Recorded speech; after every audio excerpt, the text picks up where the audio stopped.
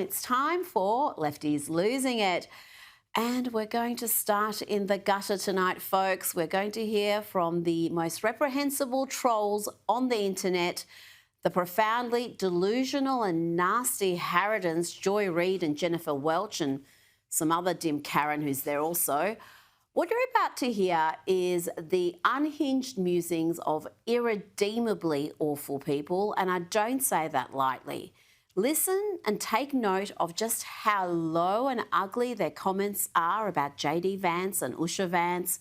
It's not just ugly, it's utterly divorced from reality.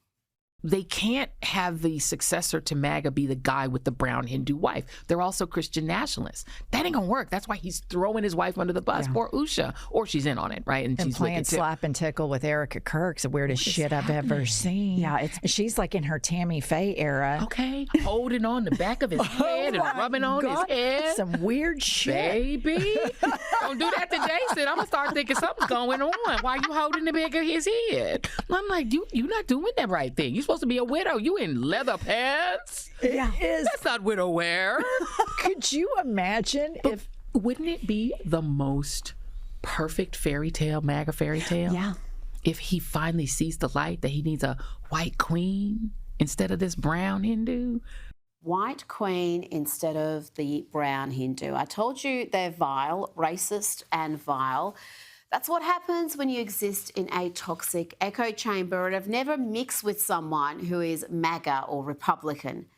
As for the slander of Erica Kirk, I'm sorry, but where does it say that a widow is obliged to be ugly and dowdy?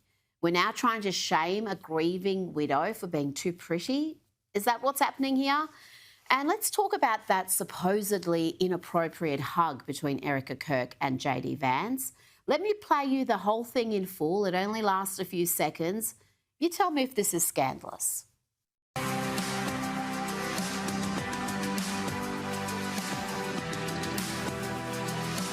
That was it. That was the hug. And Erica Kirk has since explained she was beginning to cry as JD Vance approached her. He told her Charlie would be so proud of her, and she hugged him and said, "God bless you."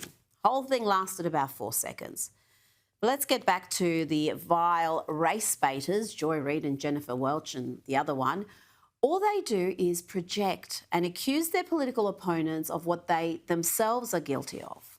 Vance has a problem in that the base of MAGA is fundamentally racist. Yep. And I know people don't like it when you say it, but it's the emergence from the Tea Party to MAGA. Yeah. Tea Party, when you finally did the actual data, PRRI and others, the thing that most motivated them was race and hatred of non-white immigrants. Mm-hmm. What most motivates MAGA?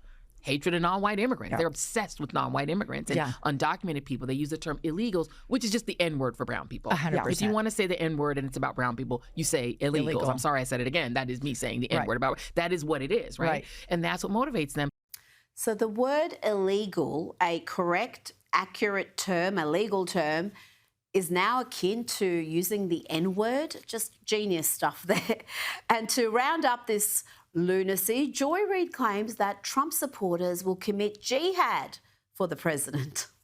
The fear is that if you don't obey him, his cult will try to kill you. People wanted to vote to impeach, but they were afraid that they'd be assassinated by Trump supporters because MAGA supporters are armed to the teeth. Right. They are rabid in their support of him, and it's a religion. And so they will commit jihad for Trump. Yeah, it's the right that is committing acts of political violence. These people exist in a parallel universe. Now, let's hear from a woman who seems to be admitting to breaking the law by being blatantly racist, charging white people more for the same service for just being white. And she's supposed to be an attorney. I love to overcharge white people and organizations and do pro bono work for black orgs. And that's just me being very blunt. I will give them ridiculous rates, and then I'll have like a nonprofit or a black org or somebody doing some work, and they'll be like, "I've only got this much money," and I'm like, keep it. A white person just cut me a check. Let's do this for free. Charming, but it appears that she only discriminates against white people while at work, because in her personal life, she has chosen to be married to just about the whitest man in America. I will stand with you between the heavens and the earth. I will tell you where you are. Do you love me? I love you! Now to New Orleans, the most dangerous city in America. And let's hear from the police superintendent there, Anne Kirkpatrick, who is clearly some sort of DEI hire because she doesn't even understand the law she's supposed to uphold. Here she claims that being in the country illegally is just a civil matter. We have taken back our own ownership of our agency. To be in the country undocumented is civil issue. We will not enforce civil law. Now, we may mock the leftist media endlessly in this segment, but rest assured they are not just worthy of mockery, but of condemnation. Look what they have done to this poor kid who is terrified that his family will be snatched off the streets and deported, despite the fact that they are citizens. This is what fake news can do. I'm scared for my parents to walk out their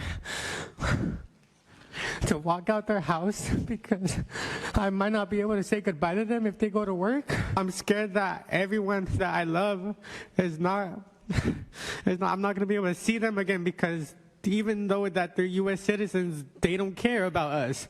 They treat us like dogs. They treat us like animals. I should not live like this as a 16-year-old. I shouldn't be scared. I should be focusing on school, and I can't even focus on school. Joining me now is the president of the Centre of the American Experiment and the man behind the popular Powerline blog, John Hinderaker. John, it's sad. It's terribly sad that a 16-year-old could have such a warped sense of reality, a warped sense of what's happening in the US. US citizens are not being deported, and yet that kid lives in fear. Rita, it's completely nuts. You can't deport a citizen. There's no such thing. It makes no sense. But let's put the blame where it belongs. Democratic Party politicians have been going around for months now falsely claiming that the Trump administration is somehow deporting American citizens. It's a complete lie. It doesn't even make sense. And yet you see people like this poor 16-year-old kid actually believing it. Now, talking about a warped sense of reality, tell me about this crazy story of a man, a biological male, winning the world's strongest woman competition, only to be stripped of the title after organisers realised that she was indeed a he and born a man. Jamie Booker was disqualified earlier today after destroying the competition at the official World Championship in Arlington, Texas over the weekend. John, sanity has prevailed in this case, but it's just another example of why this sort of lunacy had a massive impact in the 2024 election. One of Trump's most impactful ads was regarding this issue. You're absolutely right, Rita. And the insanity continues. In my own state of Minnesota, our Supreme Court recently held that the USA Powerlifting organization is required to allow men to compete in the women's powerlifting division as a matter of Minnesota law. So this insanity, I think, is going to be with us for some time to come. And frankly, Rita, it is a gift to the Republican Party. Oh, it is a gift. And some of those blue states, blue cities are persevering. And yet it is almost an 80-20 issue. Sometimes I think it's a 90-10 issue when the overwhelming majority of people think this is grossly unfair. It should not be happening. And yet you've got the political class, the media, activist class backing this sort of craziness.